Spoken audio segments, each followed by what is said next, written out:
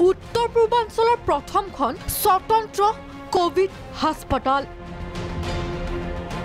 জিএমচিএইচৰ super speciality হাস্পতালক কৰা হল Covid হাস্পতাল কৰোনাৰ তৃতীয় পৰ্যায়ৰ বাবে সাজু ৰাজ্য চৰকাৰ দ্ৰুত গতিত অসমত বাঢ়িছে কোভিড ৰোগীৰ সংখ্যা সমান্তৰালভাৱে স্বাস্থ্য বিভাগৰ যুদ্ধংদেহী তৎপৰতা শুকুৰবাৰে মন্ত্ৰী ডক্টৰ হিমন্ত বিশ্ব শৰ্মাই মুকলি কৰে উত্তৰ পূবৰ প্ৰথমখন স্বতন্ত্ৰ কোভিড হাস্পতাল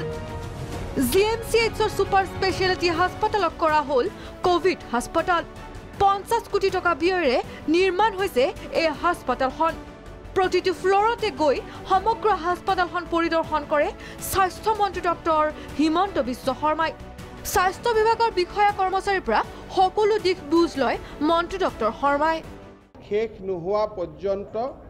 ইয়াক আমি সম্পূৰ্ণ এখন কোভিড হস্পিটাললৈ ৰূপান্তৰ কৰিম কিলে কোভিডৰ বীজাণু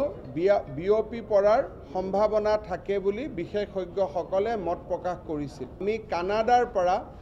এটা আল্ট্ৰাভায়োলেট ৰে বা ইউভি ৰেৰ আমি কিছু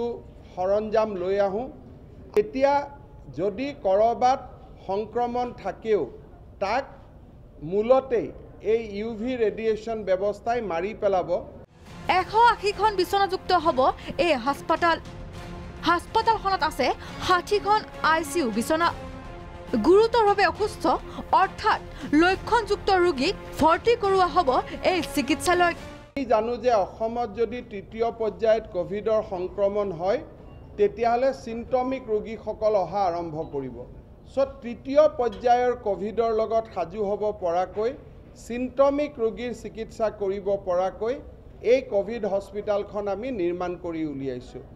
কোভিডৰ পিছত এইখন সুপাৰ স্পেশালিটি হাস্পতাল হিচাপে ব্যৱহাৰ কৰা হ'ব বুলি সংবাদ মেলত মন্তব্য ডক্টৰ শৰ্মাৰ মুঠতে যি হাৰত কোভিড ৰোগীৰ সংখ্যা বৃদ্ধি পাইছে সেই হাৰতে এতিয়া সাজু হৈছে স্বাস্থ্য বিভাগ ভিডিঅ' জাৰ্নেলিষ্ট প্ৰণৱৰ সৈতে ববিতা গগৈ প্ৰাগ নিউজ গুৱাহাটী